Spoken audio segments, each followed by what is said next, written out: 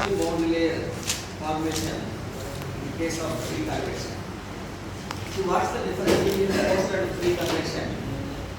You know, that's visible even here, the shape of boundary layer as well. There, right, the velocity of the fluid varies from 0 at the surface to the free stream value. Right? It's a continuous increase in the velocity from 0 till the velocity which existed before the fluid actually hit that surface. Right? So it has certain predefined velocity which we call as free stream velocity. Now in case of free convection or natural convection, what is the free stream velocity? Free stream velocity means, you know, there is no reference to the surface. The fluid is not in contact with any surface. Right? It's as it is. It is at its original state. Now what is the velocity of the fluid in free convection conditions? What is it? The very definition itself is that free or natural convection is where there is no velocity, right? There is no fluid motion that is induced, right, by any external agency. So it is more or less static. That means the velocity is, free stream velocity is 0. So therefore, if you observe here,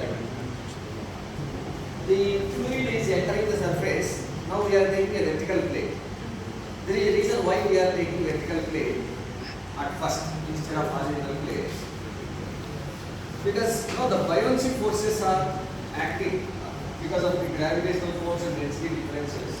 Right? Their motion is up and down. Right? Heavier molecules go down and lighter molecules will come up. So the motion is created in the vertical plane. That's why we have chosen plate in vertical position. So now assume this velocity, this fluid is flowing upside along the height of the plate. So now at any point, now x is in this direction. See, generally we consider x in horizontal, you know, line and then y. That need not be true all the time. X is in the direction in which you are making some analysis. Now your fluid is flowing in the direction of x. Now in this case, it is vertical axis. Horizontal axis is perpendicular to it. So now the velocity at the surface as usual is 0 because of the no slip condition, because of the viscosity. Right? It holds the fluid. So now from there onwards, as you move away from the plate, the effect of viscosity decreases. Right? Or the effect of whatever, you know, the plate is having on the fluid, that effects will get reduced, and hence its velocity continuously increases. Why the velocity is increasing here? There is no velocity initially for this fluid. It is coming with 0 velocity. Now, how is it possible that the velocity is increasing here? If it is forced convection, it is understandable because it is coming with some free stream velocity. Okay. Now, why there is some increase in velocity from 0 to some value? See, that is how the fluid motion is created because of buoyancy effects. So, when the fluid is coming in contact with, let's say, hot surface, right? So its density reduces. So if its density reduces, right, it will go up or down? Up or down? Lighter, right? Reducing density means it becomes lighter, so it floats. It goes up. Now it goes up and takes place of some other molecules which were there in that position. Correct? Now what happens to those molecules which are displaced by this? Right? They are heavier. They are not yet influenced by this plate. So therefore, what will they do? They try to come down. Right? So thus, hotter molecules are going up and colder molecules are coming down, and their fluid motion is created. This is a natural fluid motion. Right? This is not artificially induced. We haven't used any fan, blower, right, or pump. Nothing like that. See, it's because of buoyancy effect out of temperature difference. Temperature difference results in density difference. Density difference clubbed with gravitational forces create those buoyancy forces. And that's how we swim, right? So that's how the motion is created. So the velocity increases till a point where it reaches certain maximum value, and thereafter, see, please understand here, the surface is responsible for creating this velocity. Is it?